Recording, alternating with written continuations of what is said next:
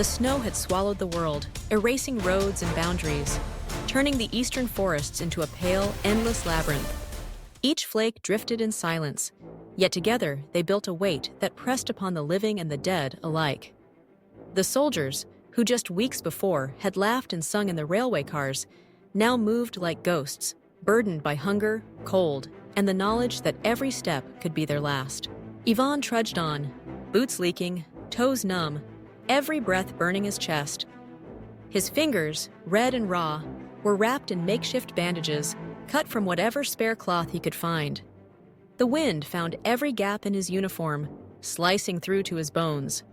Rumors whispered among the men spoke of a village nearby, food and warmth just beyond the next stand of trees. But with each passing hour, hope grew thinner.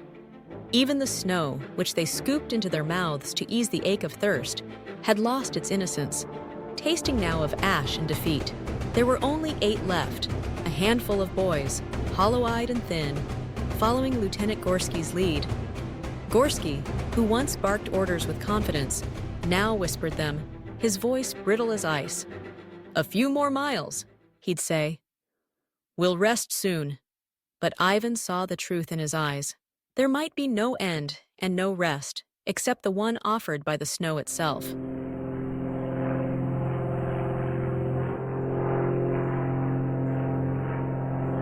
Dusk crept in, the sky bruised and heavy when the world erupted. The first explosion stole the air, a flash of orange shattering the blue twilight. Mortar shells shrieked overhead, bursting among the trees, kicking up fountains of snow and dirt. Bullets cracked like whips, hissing through the branches. Ivan flung himself into a drift, heart pounding, rifle slipping from his grasp. All around him, the forest was chaos, shouts and screams, the crack of splitting wood, the thunder of falling trees. Then, as quickly as it began, the storm passed.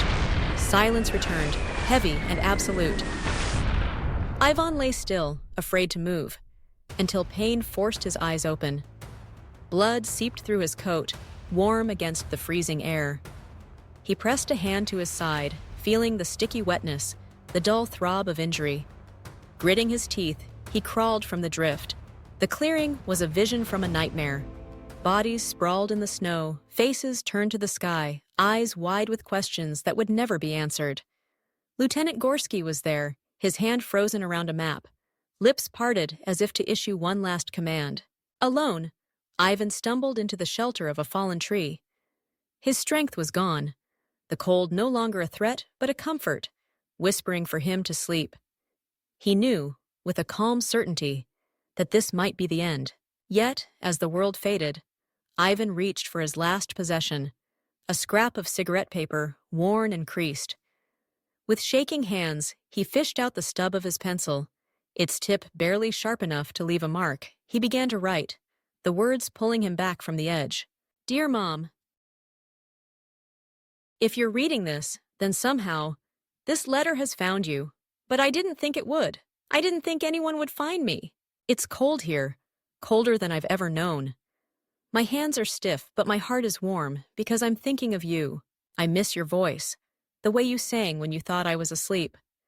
I miss the soup you made on Sundays. Even when we had almost nothing, I miss you holding my hand the day I left and the way you smiled through your tears. Mom, I'm not afraid. I just wish I had one more day to hold your hand. Tell little Anya to be strong. Tell Dad that I tried. I really did. I love you. I hope you can feel it, even from here. Your son, Ivan." He folded the letter, tucking it inside his coat, close to his heart. For a moment, the endless hunger, the pain, the cold, all of it faded.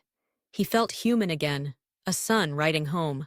Somewhere in the distance, voices echoed. Russian, carrying through the trees.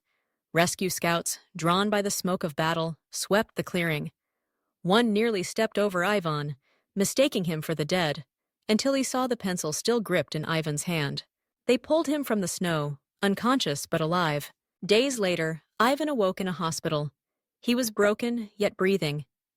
The first thing he asked for was his letter. Months passed.